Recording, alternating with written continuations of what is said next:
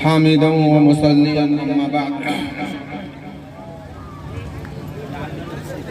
क़ाल अल्लाहु तआला फ़ी कलामिहिल मजीद वल फ़ुरक़ानिल हमीद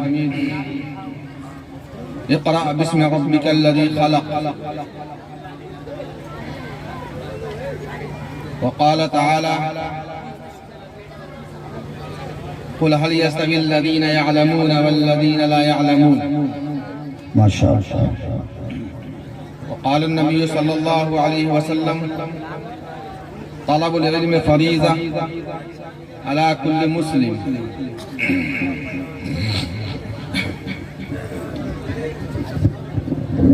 हज़रात सामईन, नौजवान साथियों, बुजुर्गों और दोस्तों, स्टेज पर तशरीफ फरमा उलमाए किराम, इस पंचायत के सरपंच साहब, उसके अलावा हमारे दीगर बिरादरान वतन जो यहाँ तशरीफ रखते हैं,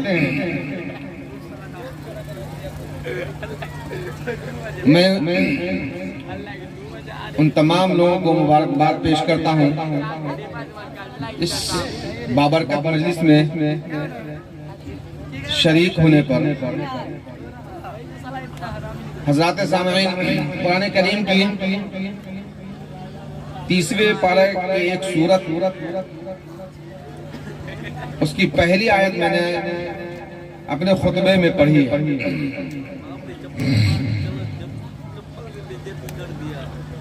मुसलमानों का बच्चा बच्चा ये जानता है, और अगर नहीं जानता है तो जानना चाहिए। कुरान करीम की सबसे पहली आयत जो नाजिल हुई वो यही आयत, इक़रा बिस्मि रब्बिकल लज़ी ख़लक़।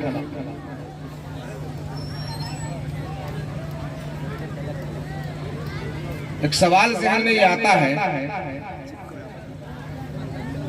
कि अल्लाह के रसूल मोहम्मद अरबी सल्लल्लाहु अलैहि वसल्लम जिस जमाने में दुनिया में तशरीफ लाए, उस जमाने के अंदर अनेक किस्म की बुराइयां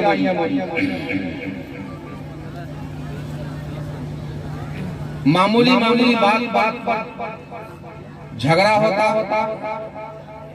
और लड़ाइयां कदर बढ़ जाती कि लोग एक दूसरे को कत्ल कर डालते, मार डालते।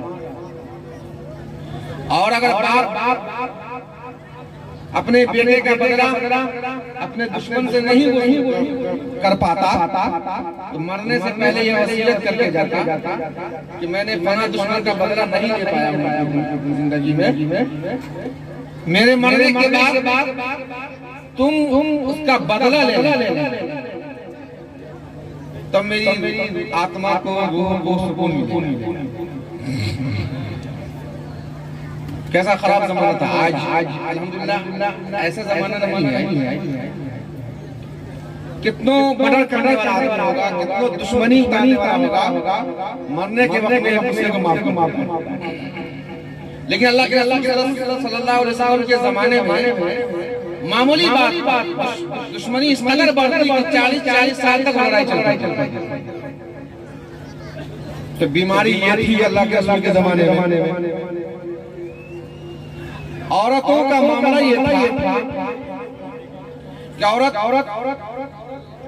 की कोई अहमियत नहीं, कोई मकाम नहीं, महिलाओं का कोई मकाम नहीं, कोई उसको हैसियत नहीं थी, कोई अहमियत नहीं देता। वो नाचने गाने की बस एक चीज थी, ऐशो इशरत उतारने की एक चीज थी, बाकी उसका कोई अहमियत, बाप के तरके में उसका कोई हिस्सा नहीं। बल्कि मामला यहाँ का खराब था, जब बेटी पैदा होती तो उसी दिन से बाप गमज़दा हो जाता और उसको मारने के दर पे हो जाता और जिंदा लड़कियों को दरगोर कर देता, यानी जिंदा कब्र में दफन। कुरान करीम में उसका सवाल वइज़ल मऊदतु सुइलत बिअय्यि ज़ंबिन क़ुतिलत, उस वाक़या को बयान किया कि क़यामत के मैदान में जो जिंदा दरगोर की औरत को कब्र के अंदर जिंदा दफना दिया गया है। मैदान में उससे सवाल किया जाएगा, किस गुनाह की किस बुनियाद पर तुमको तुम्हारे बाप ने जिंदा दरगोर ये आम जिना करना नाजायज संबंध आम औरतों का रेप कर देना ये एक आम बेहया हाशी और यानी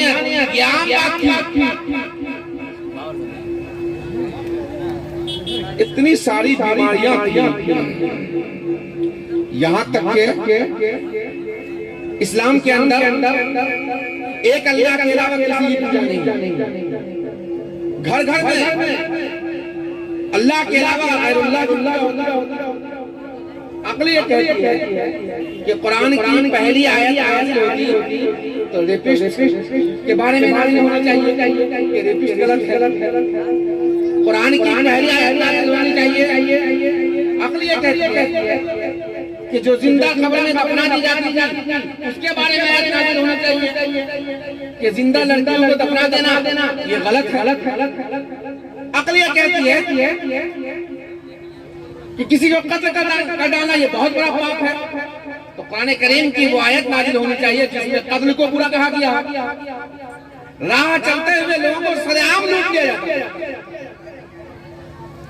बुराइयां कत्ल का था, मर्डर का था, रास्ता में लूट लेने का था, रेप करने का था, औरतों को जिंदा कब्र में दफन कर देने का था। इस किस्म की बुराइयां मौजूद थी। कुरान करीम की आयत को कुरान करीम की जो पहली आयत नाज़िल हो रही है उसका किसी का संबंध या किसी का ताल्लुक इससे नहीं। वो क्या है? कुरान करीम की पहली आयत है क़रा बिस्मि रब्बिकल लज़ी खलक़, पढ़ो, पढ़ो, तालीम हासिल करो, एजुकेशन हासिल करो, अपने रब के नाम से तालीम हासिल करो, पढ़ो अपने रब के नाम से। क्यों? इतनी सारी बीमारियां मौजूद थी, उन सारी बीमारियों को छोड़ करके अल्लाह रब्बुल इज्जत ने कुरान करीम की पहली आयत नाज़िल की तो जिसका ताल्लुक पढ़ने से था, तालीम से था, एजुकेशन से था। क्यों? इसलिए कि अच्छा डॉक्टर जो होता है ना, अच्छा डॉक्टर वो दर्द का इलाज नहीं करता। गांव का जो डॉक्टर होता है, झोला छाप डॉक्टर होता है, उसके पास जाइए, पाँव में दर्द हो रहा है, हाथ में दर्द हो रहा है, कमर में दर्द हो रहा है, सर में दर्द हो रहा है, तो दर्द की दवा देता है ना। लेकिन जो बड़ा डॉक्टर होता है, अच्छा डॉक्टर होता है, वो उसके सबब को जानने की कोशिश करता है, किस वजह से इसको दर्द होता है। यूरिक एसिड तो नहीं बढ़ा हुआ है, ब्लड यूरिया तो नहीं बढ़ा हुआ है,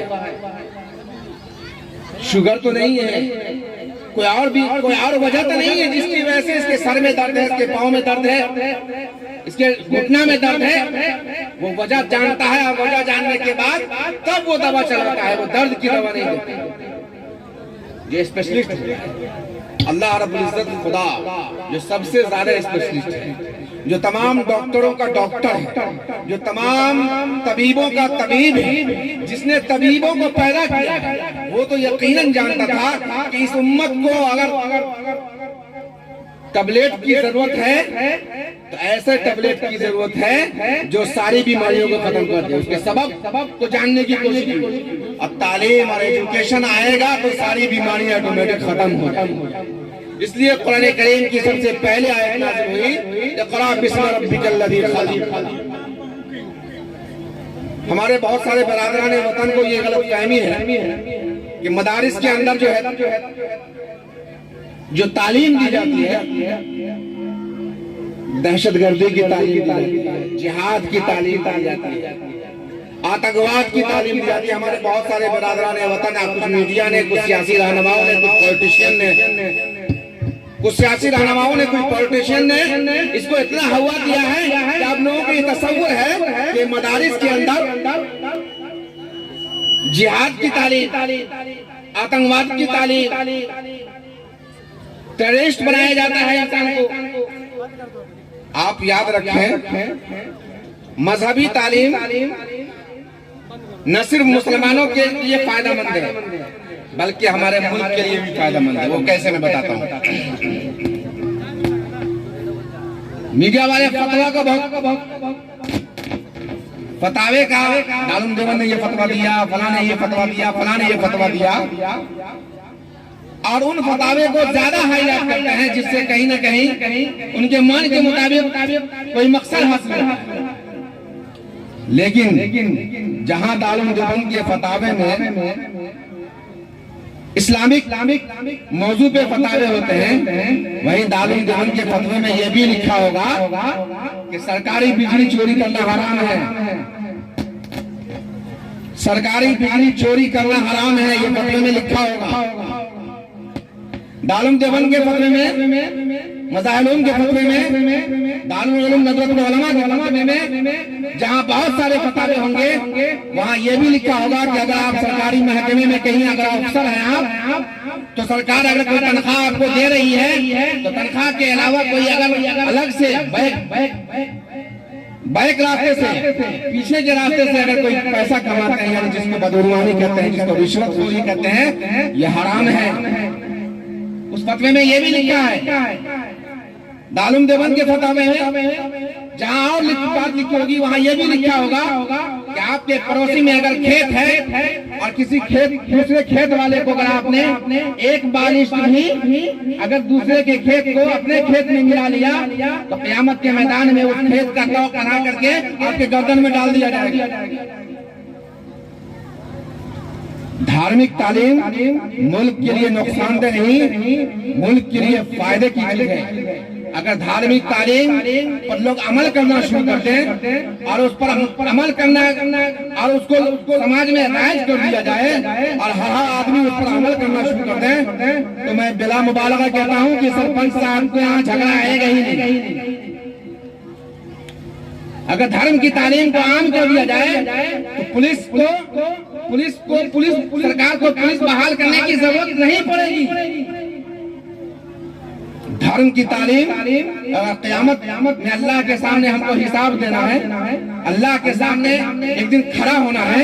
इसका तसव्वुर अगर मुसलमान नहीं इंसानों के अंदर ये बैठा दिया जाए, खुदा के सामने एक दिन मरने के बाद मुझे खड़ा होना है, तो जब वो रिश्वत लेगा तो उसे ये डर पैदा होगा, ये खौफ पैदा होगा कि मुझे अल्लाह के सामने इसका हिसाब देना। धर्म की तालीम जब आम थी, हजरत मोहम्मद अरबी सल्लल्लाहु अलैहि वसल्लम के जमाने में, आपको कहता हूँ हजरत मोहम्मद अरबी सल्लल्लाहु अलैहि वसल्लम के जमाने में जो हर घर में धार्मिक तालीम थी, तो मुजरिम सजा लेने के लिए दरबार नबूवत में खुद पहुंच जाता। हजरत माइज़ा सामी और हजरत गामिदिया का वाकया हमारे बिरादरान वतन भी सुन ले। इस्लाम की तारीख में यह वाकया लिखा है, मोहम्मद अरबी सल्लल्लाहु अलैहि वसल्लम की सीरत में यह लिखा है, कुरान और हदीस की किताबों में यह वाकया लिखा है कि हजरत माइज़ा सामी से एक मर्तबा पाप हो गया, गुनाह हो गया था, किसी औरत के साथ उन्होंने गलत हरकत कर लिया था। वो जानते थे, वो औरत जानती थी। उसके बाद उन दोनों के अलावा कोई तीसरा नहीं जानता था, खुदा के अलावा कोई तीसरा जानने वाला नहीं था। और सरपंच साहब जान लीजिए, हमारे बिरादरान वतन जान लीजिए, इस्लाम के अंदर, इस्लाम में जो अगर सरकारी हुकूमत है होगी तो इस्लाम में नाजायज संबंधों की सजा, इस्लाम के अंदर अगर शादीशुदा मर्द औरत है तो मार देना है। ये मैं आपको बताता हूँ, अल्लाह के रसूल के जमाने में ये सजा थी। अब आप समझ सकते हैं कि जिसकी सजा सजाए मौत हो, वैसा आदमी अगर कोई पाप कर ले, ऐसा आदमी कोई जुर्म कर ले, उसकी सजा उसको मालूम हो कि सजाए मौत हो, किसी को बताएगा?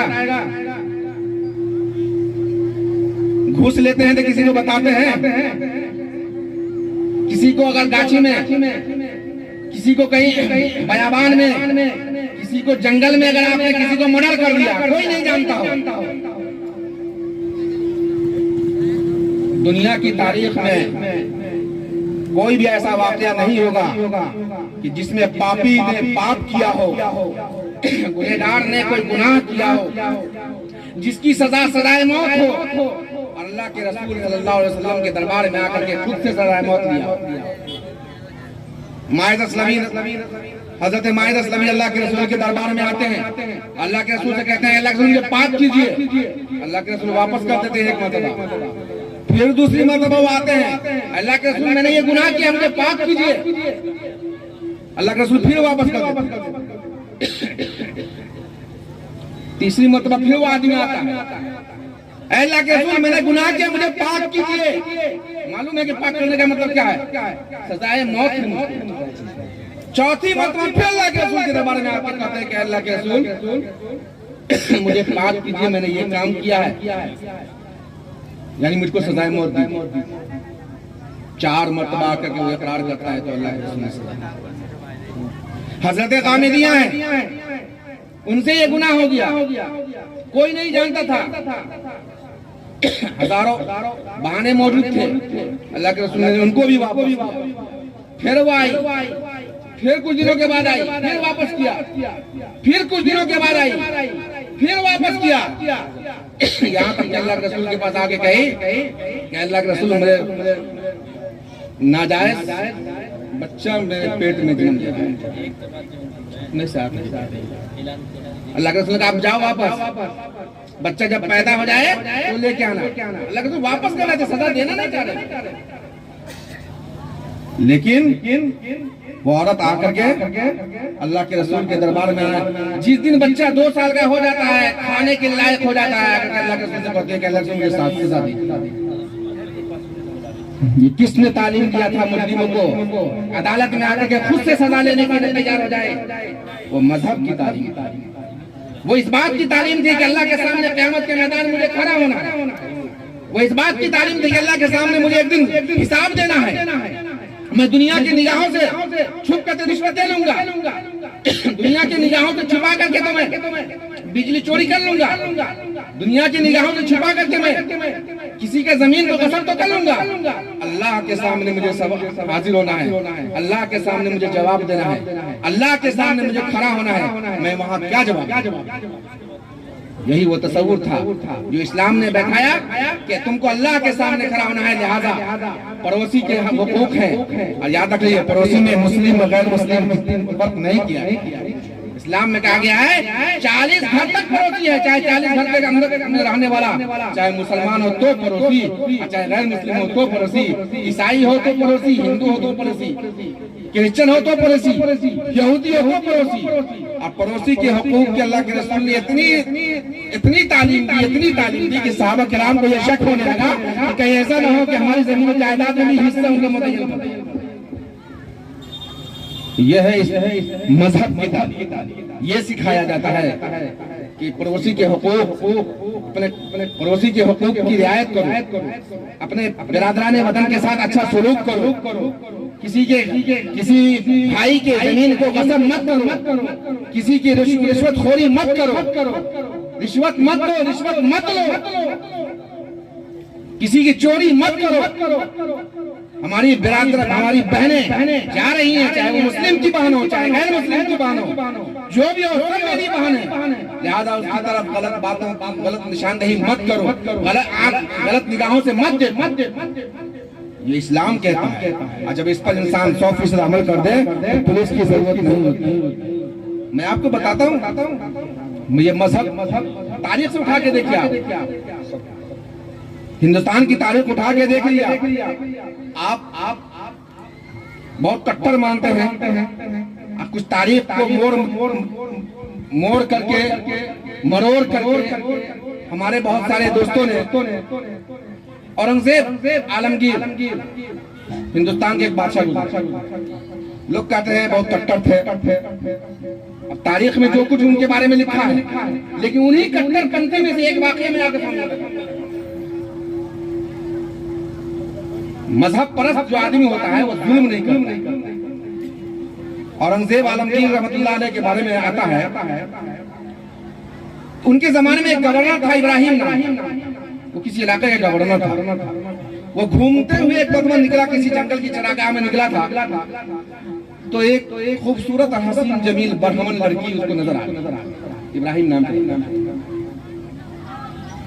गवर्नर था,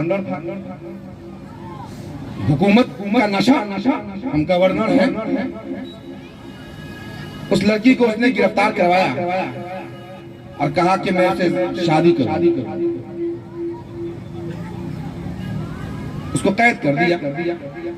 वो लड़की किसी तरीके से भागती भागती भागती रात के अंधेरे में किसी तरीके से वहां कैद खाने से निकली, सीधे जामा मस्जिद के सीढ़ी पे पहुंची। आप औरंगजेब के बारे में बहुत सारी तारीखी वाकयात पढ़े होंगे, लेकिन उसी वाकयात में से मैं एक वाकया बताता हूं कि वो आदमी कट्टर मुसलमान होने की वजह से कितना कट्टर था वो आप सुनिए। वो सीधे पहुंचे और जामा मस्जिद की सीढ़ी पे खड़ी हो गई और बादशाह वक्त के आने का इंतजार करने लगे। औरंगजेब आलमगीर मस्जिद से नमाज पढ़ करके निकल रहे थे। वो औरत वो लड़की आई और औरंगजेब से कहती है कि मैं फला इलाके से आई हूँ, फला इलाके का गवर्नर फला इब्राहिम नाम का है। उसने मुझको देखा और देखने के बाद उसने मुझसे जबरदस्ती शादी की तारीख मुअय्यन कर दी है। जबरदस्ती शादी की तारीख मुअय्यन कर दी है। अब वो आई बादशाह के दरबार में, बादशाह से जवाब मिलता है जाके कह दो उससे तारीख उसी वक्त के मुताबिक उसी दिन। बेचारी आई थी इंसाफ के लिए, आई थी इंसाफ के लिए, और यहाँ से भी वो उम्मीद वापस पहुंचती है, वापस वो जाती है वहां, मायूस हो जाती है कि अब क्या करेंगे। ठीक शादी का मंडप सजता है, मेहमान लोग आ रहे हैं और शादी की टाइम बहुत करीब पहुंचता है कि अचानक सादे लिबास में एक शख्स नमूदार और वो शख्स औरंगजेब आलमगीर और उस इब्राहिम से सवाल करते गवर्नर से कि तुमने इस लड़की से रजामंदी के बगैर, उसकी अपनी इच्छा के बगैर जबरदस्ती शादी करने की रिवायत कैसे कायम की? इस्लाम में तो इसकी इजाजत नहीं है। और उसकी गर्दन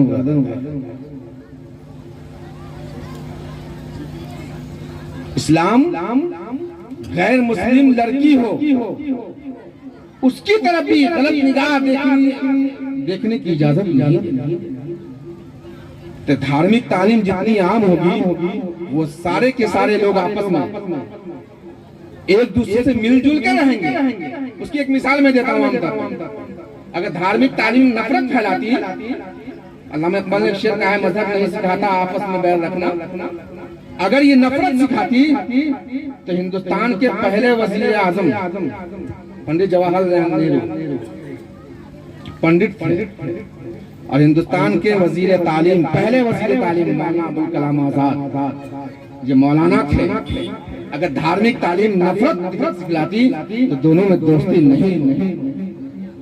अगर धार्मिक तालीम नफरत सिखलाती तो अंबेडकर, डॉक्टर भीमराव अंबेडकर महाराष्ट्र के रहने वाले थे और संविधान सभा में उनको जाना था, महाराष्ट्र के लोगों ने हरा दिया था, महाराष्ट्र के लोगों ने हरा दिया था और बंगाल के मुसलमानों ने उनको जिता करके भेजा था। अगर धार्मिक तालीम नफरत सिखलाती तो डॉक्टर भीमराव अंबेडकर को अपने लोगों ने हराया था, मुसलमानों ने जीत करके संविधान सभा में पहुंचाया था। इसके वाकये से ये सबक मिलता है धार्मिक तालीम नफरत नहीं फैलाती है। हाँ, धर्म को अगर गलत इस्तेमाल किया जाए, धर्म को गलत इस्तेमाल करने वाले हर दौर में मौजूद रहे हैं, लेकिन धर्म गलत नहीं सिखाता है, वो इंसानियत सिखाता है। और इस्लाम तो अमन शांति का मजहब है, इस्लाम तो अमन शांति का मजहब है। इस्लाम के निज़ाम कानून को अगर निज़ाम कानून को आम कर दिया जाए तो पूरी दुनिया के अंदर है उसका कानून अगर आम हो जाए, उसकी तालीम आम हो जाए तो सब एक दूसरे के साथ उल्फत मोहब्बत की फिजा माहौल बन जाएगा। और मोहम्मद अरबी सल्लल्लाहु अलैहि वसल्लम ने जंग फतेह मक्का के मौके पर अपने दुश्मन हजरत अबू सुफियान को जिन्होंने पूरी जिंदगी उनके खिलाफ जंग लड़ी थी, लेकिन क्या कहा, मन खतरदार अबू सुफियान को आमीन, जो अबू सुफियान के घर में दाखिल हो जाएगा उसको मेरी अमन थे। धर्म की तालीम आम होनी चाहिए। धर्म नफरत नहीं सिखाता है, मजहब नहीं सिखाता, कोई भी मजहब, हर मजहब के अंदर चोरी करना पाप, हर मजहब के अंदर किसी का गसब करना गुनाह है। इस्लाम तो इस मामले में बहुत और सख्ती सिखाता है। लिहाजा मजहब की तालीम को आम करने की जरूरत है। मजहब की तालीम के साथ साथ हमारे मुसलमानों को असली उलूम की तरफ भी दिलचस्पी लेनी चाहिए, तवज्जो करनी चाहिए, और हमारे बच्चे मजहब की तालीम के साथ साथ असली उलूम की तरफ भी आगे बढ़े। हमारे बच्चे एजुकेशन के लाइन में जिस मकाम पे भी जाना चाहें। इस मौजू में कुछ गुफ्तगू करता है, लेकिन चूंकि टाइम खत्म हो चुका है, अल्लाह रब्बुल इज्जत से दुआ है कि अल्लाह रब्बुल इज्जत हमको आपको कहने से ज्यादा उस पर अमल करने की तौफीक अता फरमाए। व आखिर दावाना अल्हम्दुलिल्लाह।